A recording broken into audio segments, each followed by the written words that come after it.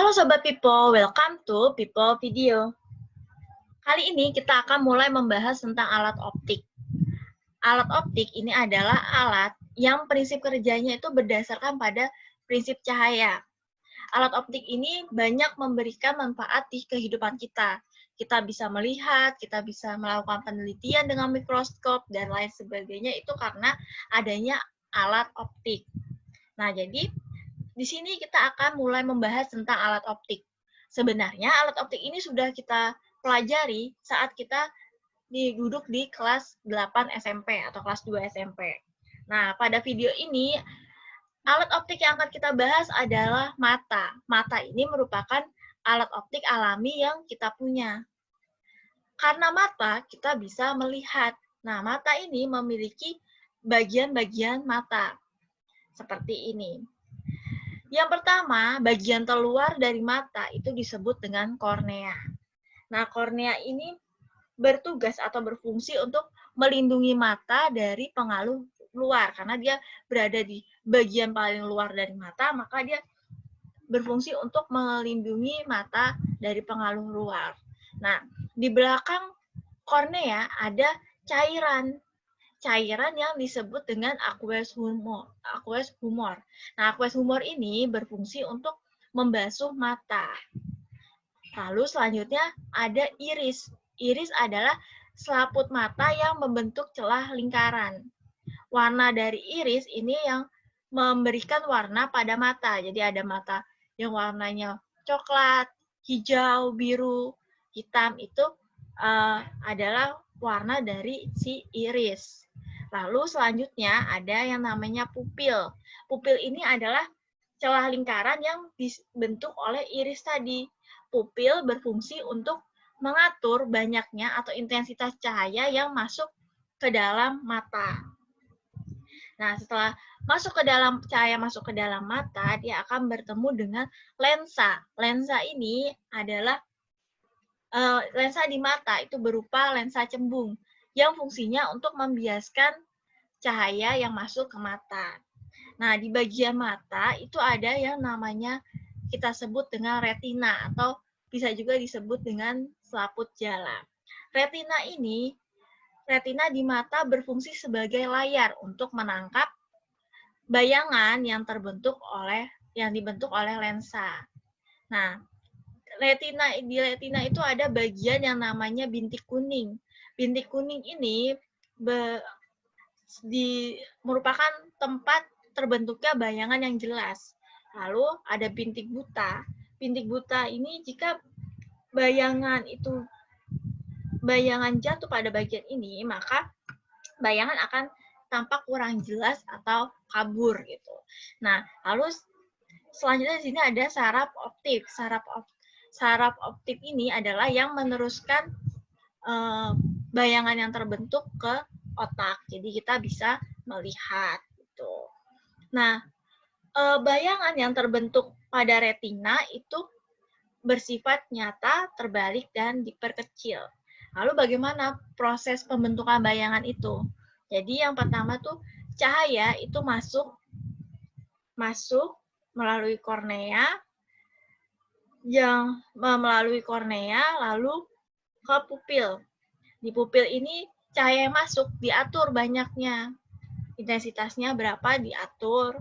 Lalu diteruskan ke lensa mata. Di lensa mata, cahaya itu dibiaskan dan membentuk bayangan yang jatuh tepat pada retina. Agar jelas, jadi harus jatuh tepat pada bintik kuning, biar jelas. Nah, dari sini, oleh sel saraf optik tadi, pembayangan itu diteruskan ke otak, jadi kita bisa melihat. Nah, mata normal itu memiliki titik dekat sekitar 25 cm dan titik jauh itu tidak hingga. Nah, tapi karena suatu kondisi ada kemungkinan di mana titik dekat seseorang itu menjadi lebih dekat atau lebih jauh daripada mata normal. Dan titik jauhnya bisa lebih dekat atau lebih jauh dari mata normal. Nah, inilah yang disebut dengan kondisi cacat mata. Cacat mata ini ada berbagai macam. Yang pertama ada cacat mata miopi atau rabun jauh. Orang yang menderita miopi ini tidak bisa melihat benda-benda jauh dengan jelas. Dia memiliki titik dekat itu kurang dari 25 atau sama dengan 25 cm dan titik jauhnya itu kurang dari tahingga. Jadi kurang dari mata, lebih dekat daripada mata normal. Miopi ini terjadi karena lensa tidak dapat dipipihkan, tidak bisa dipipihkan seperti biasanya, sehingga bayangan itu yang harusnya jatuh di retina malah jatuh di depan retina. Tuh. Nah, orang yang menderita miopi atau rabun jauh ini bisa dibantu dengan kacamata atau lensa dengan kacamata berlensa cekung atau lensa negatif. Nah, miopi inilah yang biasa kita sebut dengan mata minus. Nah, kekuatan dari lensa atau kekuatan dari lensa kacamatanya itu dirumuskan sebagai P. P adalah kekuatan lensa sama dengan 1/F atau sama dengan min 100 per PR. PR ini adalah titik jauhnya. Nah, PR di sini itu dalam sentimeter. Jika PR adalah meter, maka ini sama dengan min 1 per PR gitu ya. Jadi kalau satuan PR-nya itu meter, maka yang angka di atasnya itu adalah 1. Ini meter. Kalau satuannya sentimeter, angka yang di atas adalah 100. Nah, selanjutnya, cacat mata yang selanjutnya adalah hipermetropi. Kalau tadi miopi itu rabun jauh, nah hipermetropi ini rabun dekat. Jadi orang yang menderita hipermetropi itu tidak bisa melihat benda yang dekat itu dengan jelas. Jadi titik dekatnya itu lebih besar dari 25 cm dan titik jauhnya itu sama dengan tahingga. Tuh. Jadi dia memiliki titik dekat yang lebih jauh daripada mata normal. Hipermetropi ini terjadi karena lensa mata terlalu pipih. Jadi karena lensa mata terlalu pipih, bayangan itu yang harusnya jatuh tepat di retina malah jatuh di belakang retina. Kalau tadi miopi, lensanya tidak bisa pipih, jadi jatuh di depan retina. Kalau hipermetropi, jatuh di belakang retina. Nah, orang yang menderita hipermetropi ini bisa dibantu dengan kacamata berlensa cembung atau plus. Nah, kekuatan lensanya itu bisa dirumuskan sebagai P itu sama dengan 100 per X dikurang 100 per PP. X ini adalah jarak baca yang diinginkan. Lalu PP ini adalah titik dekatnya gitu. Nah, PP-nya ini juga dalam sentimeter dan X-nya atau jarak baca yang diinginkan ini juga dalam sentimeter. Seperti itu. Biar lebih paham, kita coba ke contohnya. Oke, kita coba contohnya. Di sini ada seorang yang memiliki titik dekat itu 30 cm di depan mata. Untuk melihat jelas berapakah kekuatan lensa kacamata yang harus dipakai. Karena titik dekatnya lebih dari 25 cm, berarti orang ini menderita hipermetropi atau rabun dekat. Ya, maka harus kita bantu dengan kacamata berlensa cembung atau positif. Nah, besarnya. Nah, tadi kita tahu bahwa untuk mencari kekuatan lensa yang dipakai oleh penderita hipermetropi, kita bisa menggunakan rumus 100 per X dikurang 100 per PP. Nah, di sini jarak baca atau jarak penglihatan yang diinginkan adalah 25 cm, mata normal.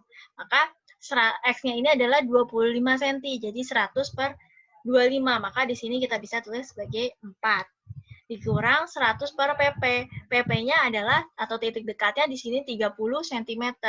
Maka besarnya kekuatan lensanya yang harus dipakai oleh orang ini adalah 0,67 dioptri. Seperti itu.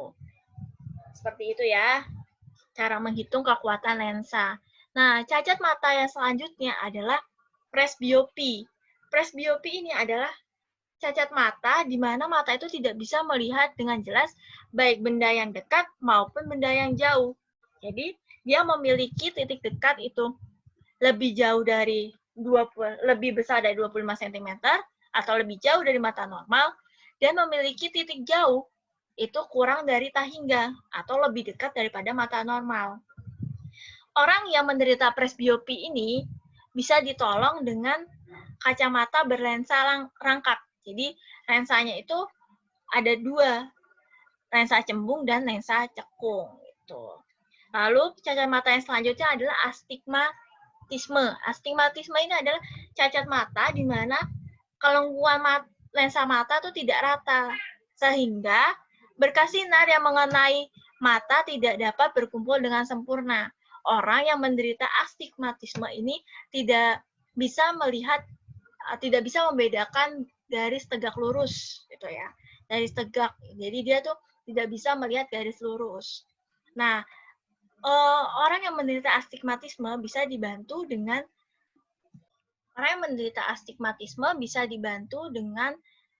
kacamata berlensa silinder. Tuh, jadi astigmatisme atau yang biasa kita sebut dengan silinder gitu. Ya, inilah pembahasan kita tentang mata dan cacat mata. Semoga video ini menambah pemahamanmu. Jangan lupa untuk terus belajar dan berlatih dengan PipoBooks. Sampai jumpa di video-video lainnya. Dadah.